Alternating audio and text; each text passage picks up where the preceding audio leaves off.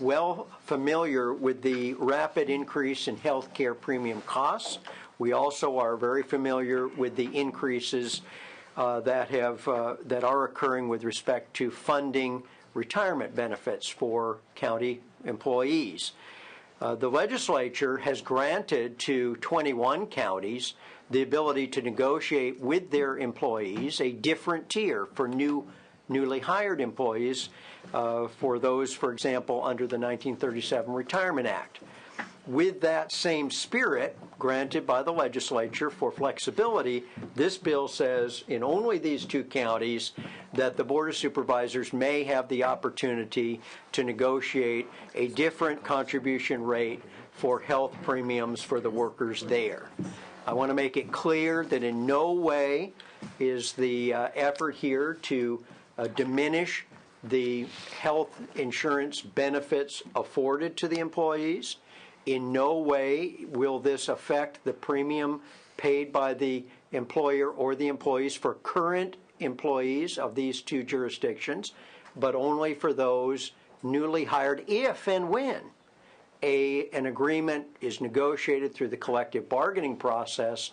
And so this would simply grant, very simple, simply grant to the Board of Supervisors the authority to negotiate a different employer contribution for those employees. And so with that in mind, I would ask for your favorable consideration. Thank you, Mr. Ashburn. Witnesses in support?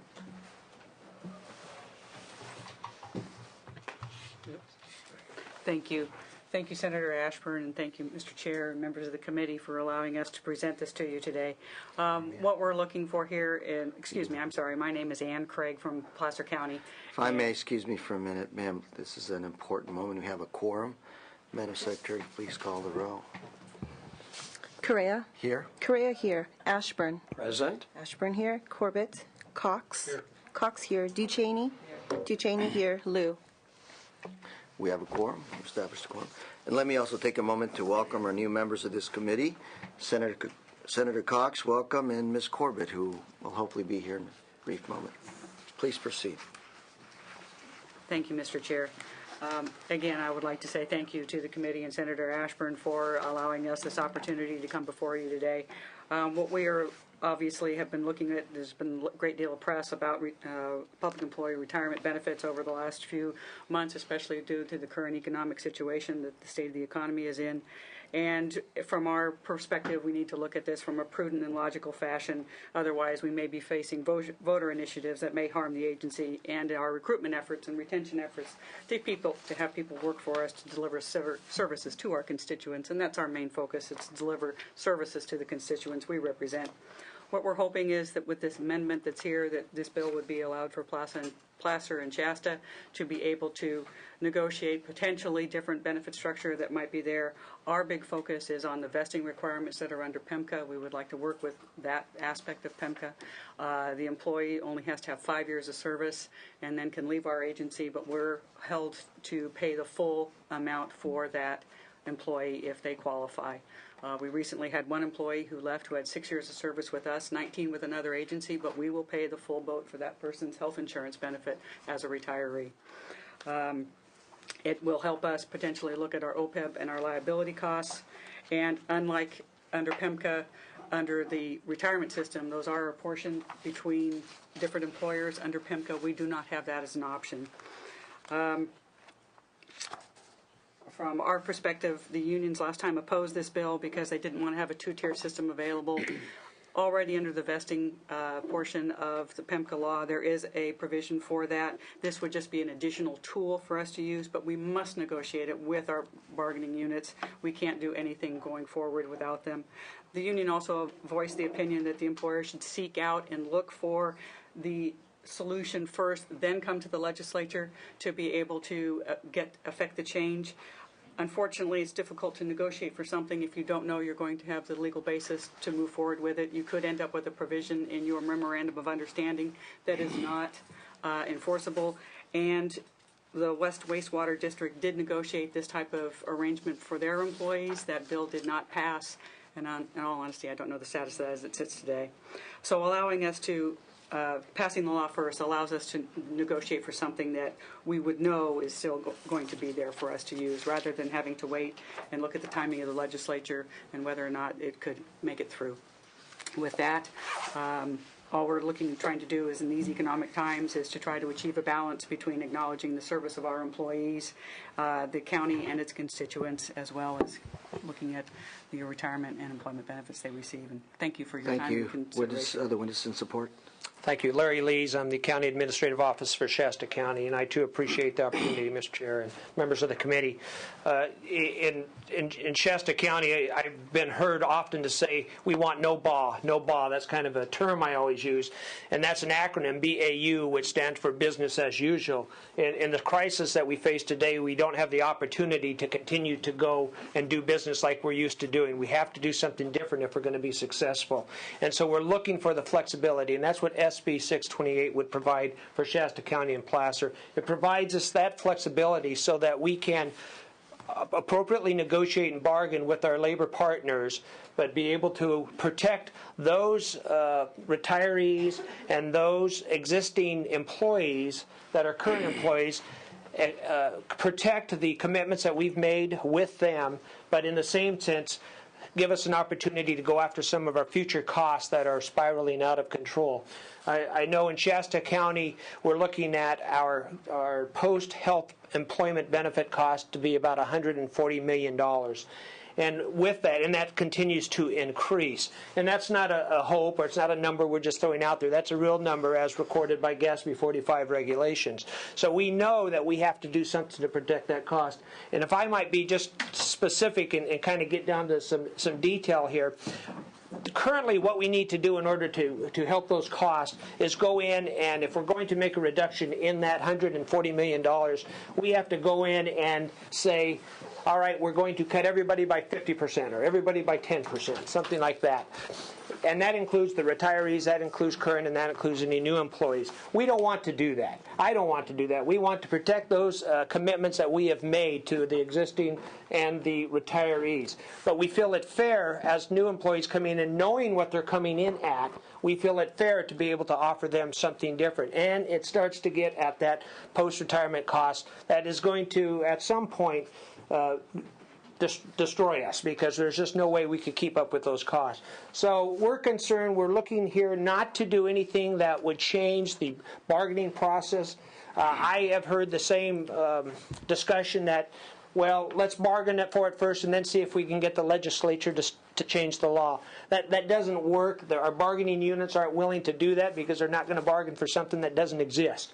And that makes it difficult for us. The other part of that is by putting something like this into place, it affords counties, at least these two, the opportunity to move forward right away with the unrepresented group. And that means that we can move and start saving, start cutting away at that $140 million immediately. So we would like to have the opportunity to do that also. And again, I just want to reiterate, it's not our intent to supersede the union. It's not to labor. I mean, there are partners in this. We believe it's going to be in their best interest, because at some point, if we don't have the flexibility to go after those post-retirement costs, it's going to end up cutting everybody, and that's what we're trying to diffuse today. So thank you. Thank you very much. And thank you, Mr. Chair. Irena Ortega here for the California State Association of Counties and the Regional Council of Rural Counties, also in support. Thank you. Further support? Opposition? Witnesses in opposition?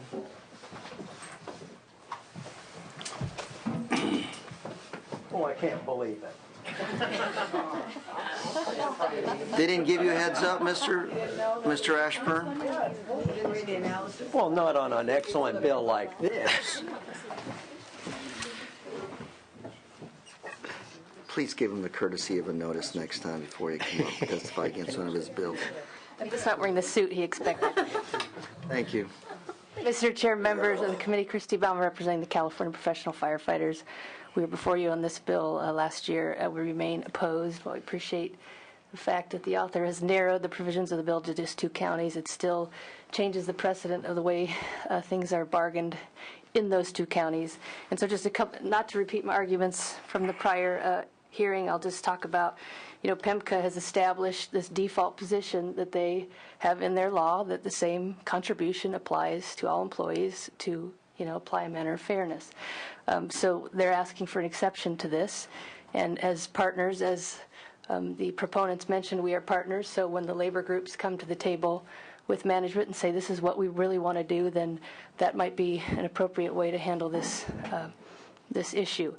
I worked with the chair actually back in 2002 in an Orange County issue, the very same thing, where the agreement was bargained first with all the bargaining units, and then the county and the labor unions came forward, asked for a change in the law to implement that agreement. I think we both found that to be a challenging but successful experiment at the end, and so that's what we ask that you continue to do. And Was that in 2002? at least, yeah, AB 1992 might even be the bill number. And just a couple points about things that were mentioned in the supporter statements. I thought it was 2009. We did that in 2009 also. You probably did it again. Just a couple things. I'm confused by the comment about having someone come work for an employer and then go somewhere else, and then the former employer having to pay for the health benefit. I think the complaint has been the opposite, which is I could work 20 years for one agency and then leave and go to an agency for a few years, and then they have to pay the full brunt of the health benefit. We actually worked on a bill that would make that be a cost sharing between employers, but we couldn't get the cooperation of our city and county friends. And then the last thing on the water district issue, I actually was following that bill closely as well, and I believe the same thing happened, that the management side decided that was not a deal they wanted to meet, so the bill got held. So in every case, it always does require a partnership, and we ask that the partners bring it forward first, rather than ratifying a bill like this in advance and putting the ball in the employee's court to just respond. So we're opposed. Other opposition to this measure? Hi, Mr. Chairman, members of the committee. I'm Dolores Duran Flores with the California School Employees Association. We oppose for many of the same reasons outlined by the previous speaker, but we also simply oppose a two-tier system. We just think it's unfair to have two employees working side by side every day, performing the same job and getting different benefits. It's bad for staff morale, and we would also want to mention that this bill could actually be interpreted as including a school district as well. And for all these reasons, we oppose. Thanks. Mr. Chair and members, Pat Moran with Aaron Reed and Associates, representing the Peace Officers Research Association of California, Professional Engineers in California Government, and California Association of Professional Scientists. We're opposed to the bill for many of the reasons stated by Ms. Baume. Thank you. Mr. Chair and members, Caitlin Vega with the California Labor Federation, also here in opposition. We share all the concerns already mentioned and would just say, for our retirees on a fixed income, it can be truly catastrophic to have a change in the benefit structure, and so we remain adamantly opposed. Thank you. Hold on a second, ma'am. Ms. Vega, Mr. Cox has a Let me question. just ask Senator Ashburn, does this bill provide for the reduction of and so, ma'am, what were you talking about then? If this bill doesn't provide for that, what is it that you're talking about? The creation of a two-tier benefit system, which would result in lower benefits potentially, levels, but not on the benefits. with the retiree having to pay more for the benefit, which results in the retiree having to spend, being on a fixed income and having to spend a greater proportion of it than they had anticipated when they planned their retirement. Just tell me, I'm new to this committee, and so I've got lots of questions, of course. What is it that you propose when we have a shortage of cash and the ability to make payments for benefits that all employees want? What do you propose that we do? I think in general what we have seen work in the past is that we have, two parties to a collective bargaining agreement, and that the two of them sit down ahead of time rather than going directly to the legislature and talk through what the best way to provide those benefits is, and then if there's a legislative change needed, that they come together rather than having it done unilaterally.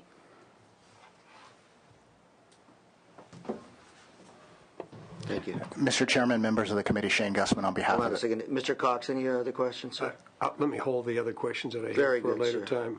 Thank you, sir. We're going to adjourn pretty quickly, so don't hold them too long, sir. On behalf of the Teamsters, also opposed for the reasons already stated. Questions from the committee? I guess what's troubling to me, I kind of get the theory that everybody would pay the same. So I don't know what's stopping people from talking to PEMSHA in general about the rates for everybody, because all counties and cities are having the same issues. I mean, I don't know that the two-tier solves it, and to do it only for 2 counties makes it even more confused.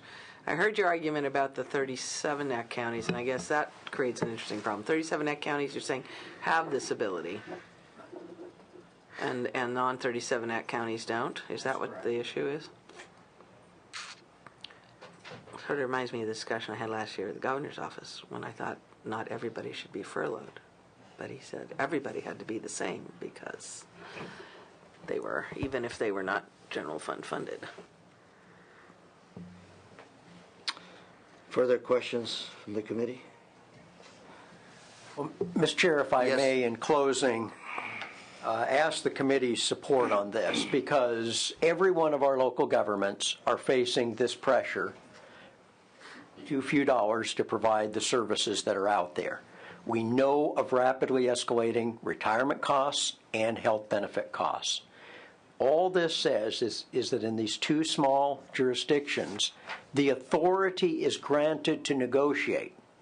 That's all, to negotiate in a collective bargaining setting with the employees for not a reduction in benefits, no reduction in benefits, but a reduction in the contribution rates between those who are currently the beneficiaries and those who might come on later as beneficiaries. If I were in my former role as a county supervisor, I would not enter into a collective bargaining discussion for an authority that doesn't exist in the law.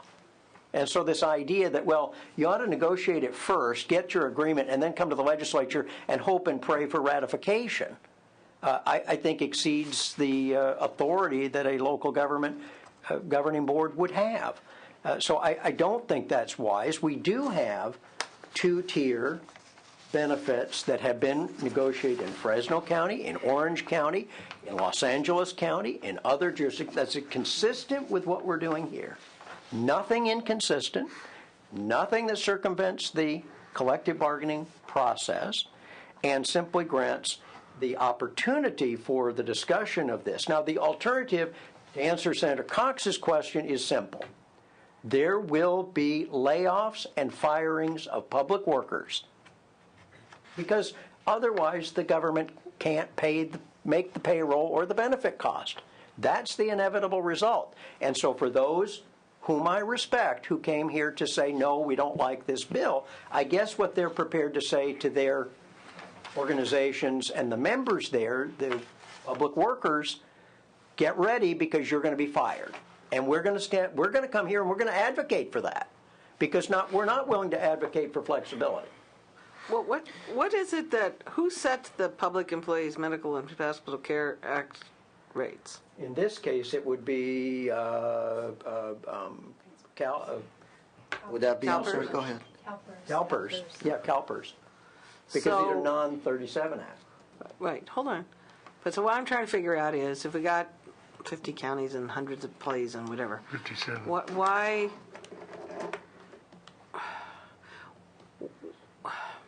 We all want to bring down the cost of what's going on, and everybody's being impacted by that. So I guess the question is, why can't we lower the cost of the health care premium for everybody rather than this sort of pick and choosing thing? And I don't know where. That. I know, but I'll support that. I mean, that would affect the state's contribution. somehow the negotiation with the insurance companies is really the fight here, But that's a different battle in the fight. And Well, no. Obama's going to solve all that for us anyway. I don't know that it solves CalPERS See, Mr. problem. Ashburn, aren't you happy you voted for him? No, but I guess because the problem they're stating is, if we did on an individual county basis say we want to do this, then, but I'd be frustrated with that exemption too. I mean, I get if 37 Act counties are separate, then there ought to be a system for non-37 Act counties. But I don't know how to think about why all of them can't together go negotiate with CalPERS and lower I mean, the my rate. bill was all-inclusive, and I was understand. told last year But see, I don't like narrow-wetted, giving the so I counties the did. exemption. The problem has to be with CalPERS. No, I get it.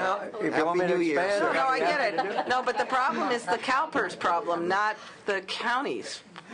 individual problem. I'm dancing for And this you. is the cities too, right? This is cities and counties. Everybody's in this PIMSHA thing, It's for the ones that contract with CalPERS. which is most of the general law cities and Most counties. of the counties, And the cities.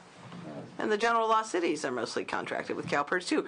What happens is if you do this, and they did that, they upset the whole balance of how that insurance structure works, is what concerns me.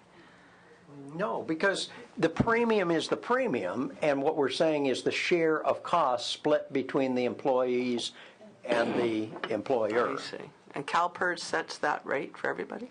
Yeah. I mean, they negotiate the master agreements with the insurance providers, so the rate then is set, then it's divided based on whatever agreements are in place for the share of costs between the employer and the employee. But why does CalPERS get to set those now? That share of cost? Well, that's the whole point of people joining CalPERS, for the bargaining power. No. You're saying they set the premium. That's the bargaining power of CalPERS. How does CalPERS get to set the contribution ratio? There's a law that says everybody who participates in PEMCA, both for active state and retired state employees, and all retired and active employees who contract with them have to pay the same premium, and they have to have the same benefit levels. That's the law. Right, I got that part. And I think we all think that part is good. I think what we're missing here is that then CalPERS gets to say to counties and cities and employees all over the state, and this will be your sharing ratio? Could I interrupt? Yes, please, somebody that knows. My name's Dev Berger, and I am from CalPERS. Thank you. And this is the way it works. The board negotiates the rates. Right, with the insurance companies. Period. Whoever, yeah. They come out around June. Right. Then in the PEMCA, The board negotiates the rates with whom? the health plans. Kaiser, health plans. Health plans. It goes, the negotiation period is from like January to June. Is there any self-insured? It's not. Is there any self-insured? Yes, we have a self-insured plan. It's not the rate that's negotiated, though. It's the premium cost is negotiated. We say Now, rates. the rate is that which is applied to the employer and Right. to the employee. We say rates, though. So the rates are established. Then the second part of this is that the PEMCA, the Public Employee Medical Hospital Care Act, stipulates how contributions can be made by those that contract with CalPERS. For example, there's an unequal method, an equal method. It's regulated by the PEMCA, though, what the employer contribution is. And ultimately, the goal is that the active employee and the retiree will have the same contribution. So, To protect the retirement. so some people will come in what's called the unequal method, and that allows the contracting agency to give the retiree a smaller amount of contribution, but over a 20-year period, because this was legislation 25, I forget the legislation, but it tells entities now they have 20 years where they give an equal contribution to both the active and the retiree. Now, entities can come in and renegotiate. A lot of agencies come in and give the minimum contribution. And then what they do on the side is they supplement through stipends, and through their memorandums of understanding, they'll give cafeteria plans. We have nothing to do with that. That's all done through collective bargaining. But the point is, there is flexibility in the law in the PEMCA, and I simply wanted to clarify That's some of the confusing structure. part, I think. Yeah, I was having trouble with what is the PEMCA, which is, I appreciate. I'm not sure I still understand it, but. Thank you. But it sounds to me like not everybody does pay the same amount or same rate or. Ms. Boma, do you have something to add to this I'll try to be intellectual very discussion? brief, sir. While the PERS board negotiates with the health plans to set what the premiums will be, every employer negotiates with their bargaining unit. I don't think they do. I don't think they do. I think, in fact, that the PERS board has to do with ultimately setting the rates, but there is a partially self-insured. So there is a fixed cost and then you have then you have rates, or then you have your claims that make up remainder of the rates? The CalPERS board publishes their rates annually. I know we with saved both $100 million on self-funded- this deal last year in the Right, state. self-funded plans and with That the much I know. HMO contracts. My point was just that what is actually paid by employers and employees is bargained. PEMCA does not say what that has to be. It just says that, except for some of the exceptions, that it has to be equal for retirees and actives. Has to be the same. So PERS is not going around telling everyone in the state how much they have to pay on behalf of their employees for health So Shasta and benefits. Placer could decide, for example, that, or by collective bargaining, that they are paying, the employee will pay 50% of their health care benefit, even if Sacramento and El Dorado are paying 40%. So it's not an even, the whole state hasn't got one rate. It just requires them to be equal internally. I see the problem. I see. They want to. What is the will of the committee? I move the bill as amended. Let me just, before we take a vote very quickly, Senator Ashburn, you're absolutely correct to mention that the County of Orange does have something similar to this. I think you were pretty much on the money, except for the fact that process-wise, the County of Orange and labor groups actually negotiated the deal. Then we came to Sacramento to get the required legislation to actually effect that second tier for the County of Orange. So it can be done. We're in a timeline, so we had to execute, but it can be done. So we have a motion, and I'll ask Madam Secretary to call the roll. Correa? No. Correa, no. Ashburn? Aye. Ashburn, aye. Corbett? No. Corbett, no. Cox? Aye. Cox, aye. Ducheney? No. Ducheney, no. Lou? No. Lou, no. 2 out of 3, Mr. Chairman. Well, we got close. I've got a bill to present, Mr. Ashburn. If you want to work the room while I present, we'll keep the roll open. Oh, Lord. Ms. Corbett, welcome to our fun committee. We're trying to make it fun. No alcohol. Mr. Ashburn. Thank you. Senator Correa, the chair of our committee, will present item number 1 on our agenda, which is Senate Bill 414. Senator Correa, please proceed.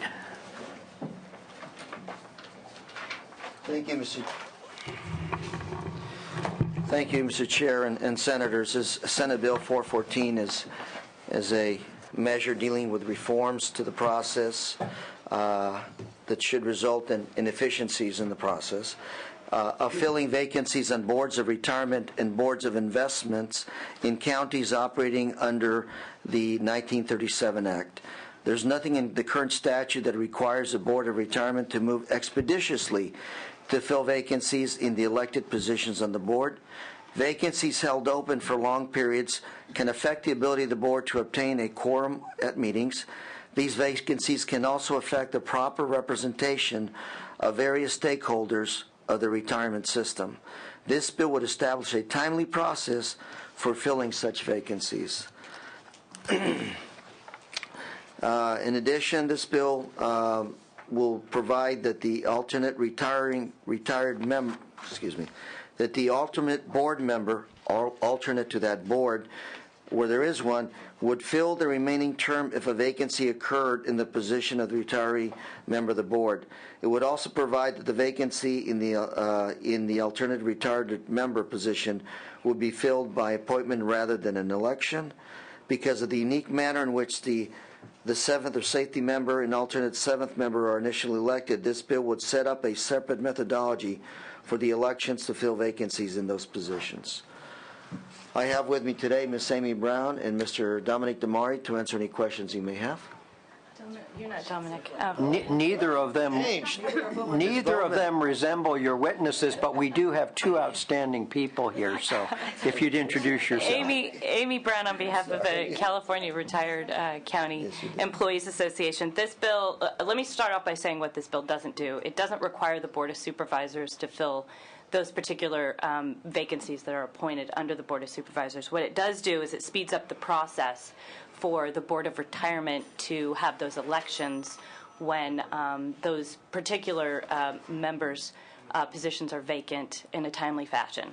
The other provision of the bill also prohibits the Board of Retirement from not having the safety or alternate member attending closed sessions, deliberative processes, and having financial information. Because a lot of the times what will happen is they'll be called upon to vote in very short order, and they don't have the knowledge or background to make an educated vote. So we ask for your aye vote on that. And that last item, when I was on the County Board of Supervisors, I served as an alternate to some of these boards, and I'd essentially walk in when I was called to vote as an alternate, and you effectively have no background, no knowledge, and which is essentially very inefficient in terms of not being able to vote. Go ahead, Ms. Palmer. Mr. Chair, members of the committee, Christy Baumer representing the California Professional Firefighters.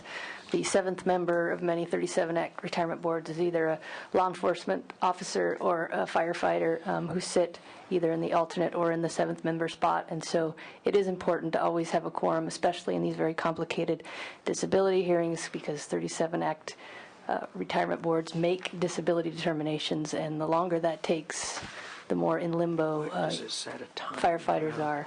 So we support this bill. As soon as possible? I wonder what that means.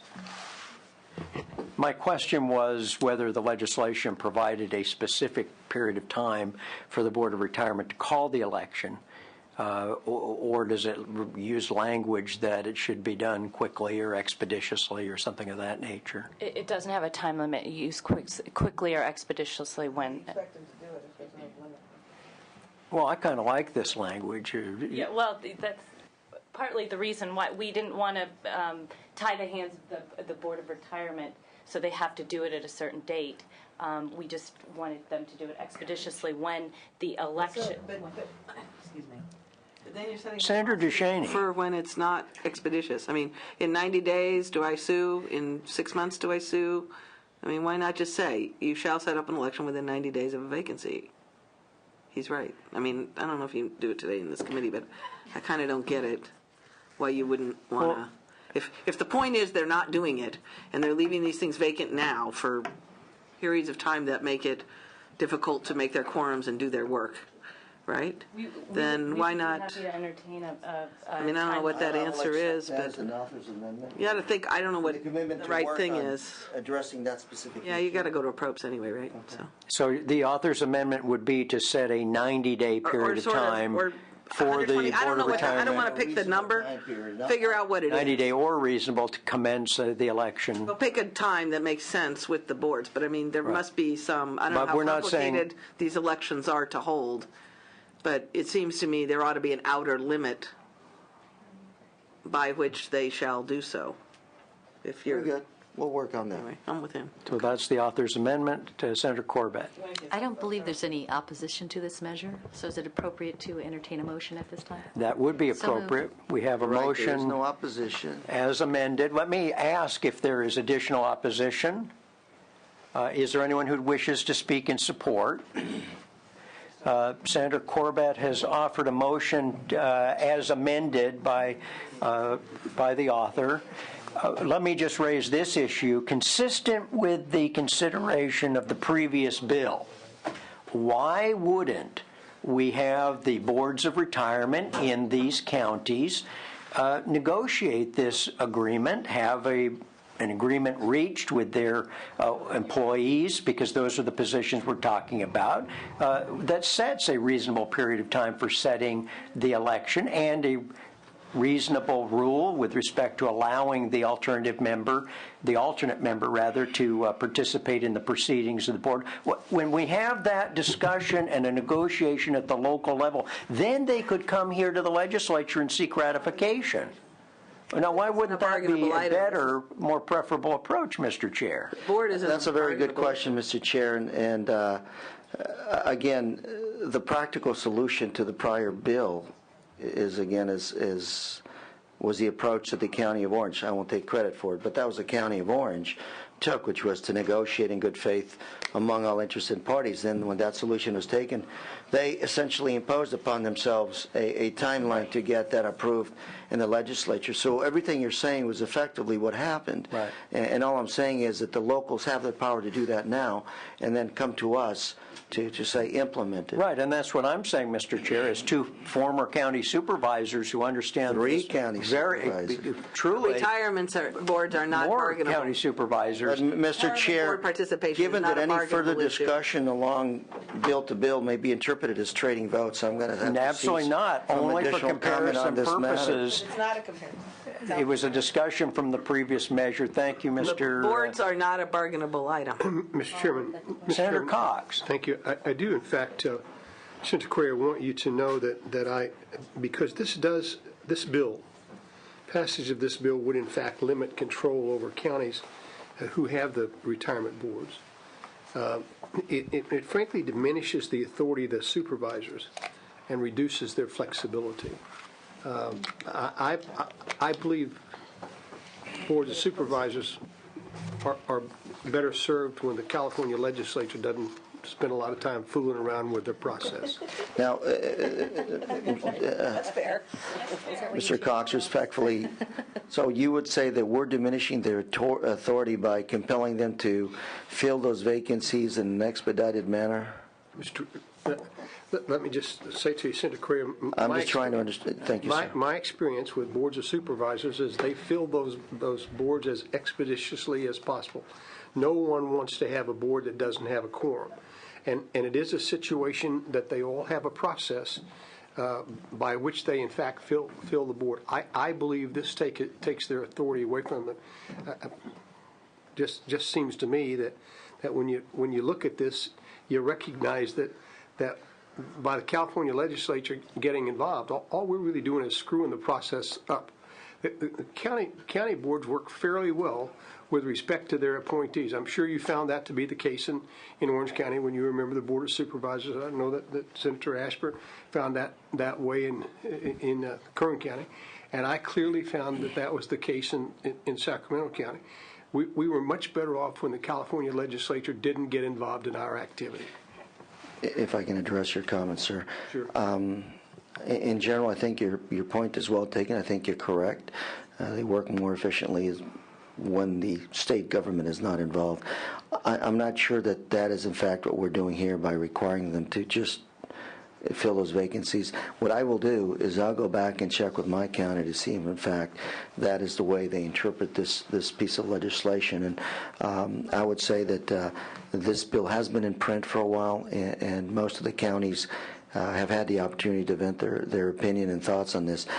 Merely what I'm trying to do, Mr. Cox, is make the system more efficient by making sure that these positions are filled. And I will go back and I will review your point to make sure that we're in fact not stepping on the toes of the County of Orange or other counties. Senator, I appreciate that. I'll tell you, I believe if you take the 58 counties that we have and you survey them today, you would find that there are few, if any, vacancies on these very important boards. And if they are vacant, they have been vacant for a very short period of time because everybody recognizes the importance of having a quorum in order to get something done.